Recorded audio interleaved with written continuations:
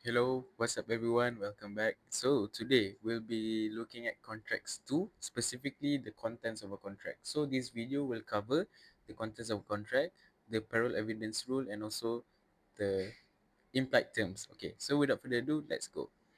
Okay, first of all, we have to differentiate what a written contract is and an oral contract because these two are how a contract is made. So a written contract is if it a written contract has all the terms in it. So, what a term is will be explained later on, but the courts will only choose the document that the parties use to indicate whether or not the contract exists or not. Okay, for oral contracts, the terms will be determined by the courts using the words used when the contract was made, and it is a question of fact. So, what is a term and what is a representation? So a term, as I mentioned earlier, will be discussed right now lah. Okay, so a term is a content of a contract that spells out obligations of the parties that enter into it, and its effect is it is legally binding. However, for a representation, it is the statement that is used in negotiations, a negotiating statement lah. In other words, to induce a party to enter into the contract. So it is not contractually binding. How can courts distinguish a term from a contract? Okay, the courts will use four tests. Firstly is the time factor. So this is if a statement is made at the start of a long negotiation and that statement is never repeated again is likely to be a representation. Okay. Secondly, the writing factor. If a written contract yeah, if a written contract exists and the statement is not included, it is likely also to be a representation because the court will look at whether or not the parties consider that statement to be important or not. If it is important, then of course it will be included into the written contract. And if it is not, then it is considered as a representation. Okay, thirdly, the relative skill and knowledge test. If a statement maker has more knowledge than the other party, that statement is more likely a term because the other party will be relying on the party who has more skill and knowledge. Okay. And lastly, importance of a statement. Importance of a statement is when a statement, if it is not made, the party would not have entered into the contract. So the court will look at, oh, if this party would not enter into contract, if that statement is not made, then that statement is likely to be an important one. That means that statement is more likely to be a term. Okay, so there are two types of terms. First is condition and second is warranty. This is in section 12 subsection 2 and 3 of the Sales of Goods Act, or SOGA. Okay, a condition is uh okay, well, if we are ranking importance of terms, the if we are ranking terms in terms of importance, condition sits at the top while warranty sits below condition. Okay, so what happens if parties breach a condition? The injured party or the innocent party can rescind the contract. They can also rescind the contract and sue for damages, or they can accept the breach and continue with the contract but sue for damages. However, for a breach of warranty, the innocent party cannot rescind the contract but can claim damages because the a condition is more important than a warranty. Hence, if it is breached, the repercussions will be much higher lah, so to say. So, how can courts determine a breach from a condition? How can courts determine a condition from a warranty? So, as per section 12, subsection 4 of the SOGA, it depends on the construction of a contract. So this uses the test of essentiality, whether the statement was so important to the innocent party that they would not have entered into the contract if it was not made. So this is basically the same as the test of importance of statement when the courts want to differentiate between a term and a representation. It's basically the same thing. Okay. Okay, last type of term is innominate terms. So in certain contracts, the court cannot decide whether or not that term is a condition or a warranty. So they will label it as an innominate term. It is a mix of both lah, so to say. A mix of both, or it's in between both. Okay, so the court will look at the consequences of breach of such term. If it is a serious consequence, then the party can rescind the contract. If it's not a serious breach, it can only claim damages. And the court will also look at if the injured party is deprived of the benefits expected from the contract, it is regarded as a breach of condition and vice versa. So if the injured party is not deprived of the benefits expected from that contract, it is regarded as a breach of warranty. Macam tu lah. Okay. Express terms and also implied terms will be looked at a little bit later, so no worries. Okay, let's look at the parallel evidence rule. So the parallel evidence rule is a rule in the world of contracts which prohibits persons from adducing or adding oral evidence if there is a written contract. So the rationale of the courts to imply or impose this rule is it restricts parties from adding evidence to add or alter or vary a written contract, and to protect written contract to maintain stability and also certainty, because uh, oral evidence can be, macam nak cakap, can be uncertain tau. Like you might think this person said this, but in reality he said that, because memories can, fade away, can be altered, and you can also simply misremember things. But with a written contract, it is already set in stone. So it's already there. You can rely on it anytime, and it will not change. Macam tu. So in the case of Tinduk Besar Estate Sdn Bhd, the court states the consequences of not using a parallel evidence rule, which states that if extrinsic evidence basically includes oral evidence lah macam tu. And if extrinsic evidence is allowed, the contract will be open to any party to say that not all terms were included into the contract. Maksudnya macam kalau lah tak ada parallel evidence rule ni, siapa-siapa je boleh cakap yang sebenarnya kontrak yang kita orang sign ni tak ada semua benda yang kita orang agree pun. That's where the parallel evidence rule is important in the world of contracts. Macam tu. Okay, what are the effects of the parallel evidence rule? Firstly, it prevents admission of evidence contradicting a written contract, because a written contract represents the best intention of both parties. So, if there is an evidence that goes against the best intentions of both parties seen in the written contract, then it would prevent such evidence from being used. And it also excludes what parties thought they were contracting into and preliminary drafts. Okay. However, there are a few exceptions where extrinsic evidence and oral evidence can be used in the court. Firstly, jap. Okay, firstly, extrinsic evidence can be used to show that a written contract is not representative of a whole contract. It can also show that there was no contract at all, and it can also used to as evidence as to the true nature of a contract, as seen in the case of Edwards against Edwards. So in this case, there was a will to transfer property to a man named John Edwards. The problem was, in that family, there were three people named John Edwards: the father, the son, and the nephew, if I'm not mistaken. So the court relied on extrinsic evidence and oral evidence to determine which John Edwards that deceased person was referring to.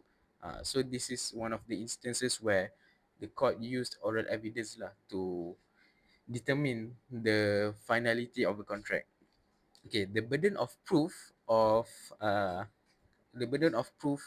lies on the party alleging extrinsic evidence. So if you were to say that extrinsic evidence exists, you have to prove it, not the other party lah. Macam tu. It's basic lah macam tu. Okay, so what are the Malaysian provisions that govern extrinsic evidence? This is the Evidence Act 1950, specifically Section 91 and 92, where 91 is the general rule and 92 is the exception.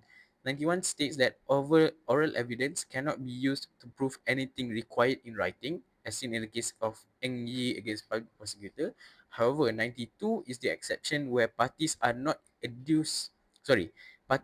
precluded from adducing oral evidence. So basically, atas tu cakap, 91 cakap, you generally cannot use oral evidence. 92 cakap, there are a few exceptions in which you can use oral evidence, and the exceptions are in para A to para F of section 92 of the Evidence Act. Okay, collateral contracts. Collateral contracts is a new thing, and it's a separate thing lah, sorry. Pardon me. Collateral contracts are a result of the parallel evidence rule. So, a collateral contract is a product of the parallel evidence rule and specifically Section 92, where the collateral contracts combats possible injustice. And basically, a collateral contract is where an oral promise is made before the formation of a written contract. Macam tu. So, right now, there will be two contracts that exist side by side and independently of each other. Okay. Okay, to better illustrate what a collateral contract is, we will look at the case of Tan Swee Ho Co. Limited, and in which the judge Azlan Shah CJ states that a collateral contract is an oral promise which induces a party to enter a contract and overrides any inconsistent agreement. Okay, this is to say that a collateral contract exists side by side with a written agreement. So it is not part of the written agreement, it is a whole another contract. It exists side by side lah. Macam tu. So what are the functions of a collateral contract? First, it enforces promises made by the parties prior to making the written contract. And second, it confers certain rights which was not incorporated into the main contract. Main contract being the written one lah. Okay. A few requirements of a collateral contract. Firstly, it must exist as a separate oral agreement. Okay. It must exist as a separate oral agreement from the written contract. Secondly, the statement must be absent from the written document, number one, and consistent with its terms. Okay, so not only does the agreement which was made orally not included in the written contract, but the agreement itself must be consistent with whatever terms that was in the written contract itself. So that is the second requirement. Okay. Thirdly, the more formal the written document is, the less likely it is for courts to agree with a written oral evidence to be used. This is in the case of Ng Kei Chu Marian. Okay, so the rationale is because if you use a more formal language, you would the courts will imply that you are more thorough and particular in drafting your contract. So the courts will say like, or since a more formal language is used, they must have thought of everything to be included into the contract. However, in the case of Tang Sui Ho, the court said that oral promises can be taken into account and that the law needs to accommodate for ordinary people. Allah. The law needs to accommodate for ordinary people. That is to say that uh, ordinary people is people like you and me lah, which enter into a contract not every day. So the court will say, okay, usually normal people will go into oral agreements but not into written contracts. So that is where oral evidence must be upheld lah, senang cerita. Okay. A few elements of a collateral contract.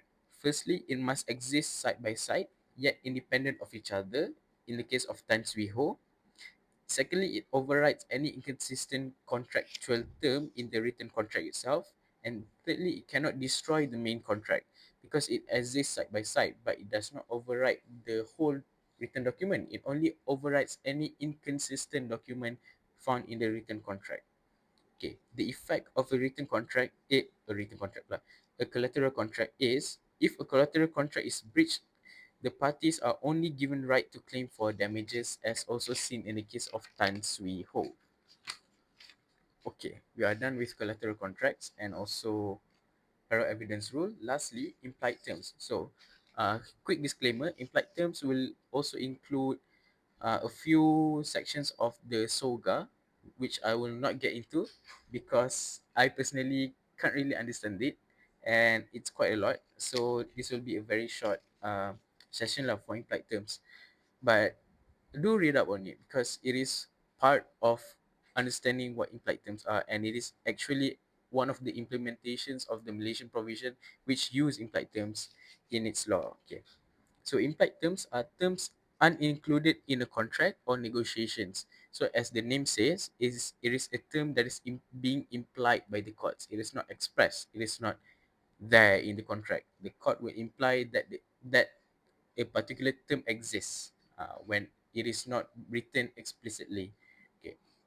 So the courts read these terms if it is consistent with the party's intentions. So it is only being implied on if the term is consistent with the party's best intentions as shown in the written contract. Okay. Why are implied terms used? Firstly, contracts are often drafted hastily. So with this haste comes a lot of overlooking of important terms and important um, provisions lah senang cerita. Okay. Secondly, of public interest, and third, because of common law. Okay. How can implied terms be implied or incorporated into a particular contract? So this was established in the case of Sabah Bumi Sandakan Sendirian Berhad against Datuk Yap Pak Leong. Firstly, by customs. A few requirements of implying a term by custom is, firstly, it must be a certain and notorious custom, the certain and notorious action. Certain means clearly established, and notorious is well known. So there are two cases that talk about by custom. Firstly is Cunliffe Owen. The court said that the party is bound by it even if he is unaware of such practice. But if the practice is unreasonable, it only binds the parties if he agrees to it. So this is distinguished in the case of the cruise, where a person must be aware, the court say, a person must be aware of the practice for it to be binding. So there are uh, two different cases that say different things lah macam tu. Secondly, it must be a reasonable custom. Reasonable means reasonable lah, reasonable, okay. Thirdly, it must be consistent with the express term in the contract, because it is an implied term. When it is being implied, it must also be consistent with the uh, terms that is laid out in the particular contract. Okay, secondly, by court. By court is when it allows for parties' unexpressed intentions to take effect. So this is the second way of incorporating an implied term into a contract. And how can we use, how do courts imply terms, how do courts imply terms, because this is by court kan. Firstly, there are three tests. Firstly is the business efficacy test. Business efficacy test is where courts will imply the terms if the contract is unworkable without it. So business efficacy is like kalau lah term tu tak di-imply, then the whole contract cannot be performed lah senang cerita. Okay. Secondly is the officious bystander test. This is in the case of Sherlaw against Southern Foundries. The judge said that, okay, the judge basically defined lah what a officious bystander is. Officious bystander is if a bystander was present in the moment of making the contract, and he suggests a provision to be added into the contract, the parties would go, oh, of course. Maksudnya, kalau lah A dengan B tengah buat kontrak depan saya, and saya ada dekat tempat tu, saya pun suggest, oh, apa kata dalam kontrak tu, korang include benda ni, sekian, sekian, sekian. So, lepas diorang dengar, diorang cakap, oh, ya, betul, betul. That is officious bystander. Macam tu lah. Okay. And thirdly is a combined test. Combined test is a combination of both lah, business efficacy and also officious bystander. Okay, lastly, how can a term be implied by the court is by law. Firstly, by common law, and secondly, through statutes. Statutes will be SOGA, Section 14 to Section 17, 14, 16, 17. 14, 15, 16, 17 of SOGA. So that is the part that I won't touch sebab I personally don't understand it yet. I don't think I will be touching on it lah. I don't think I'll be following up with these four provisions, but do read up on it. And that's basically it. So we have covered contents of a contract, which include parallel evidence rule and also collateral contracts. Lastly, implied terms, and that's about it. See ya.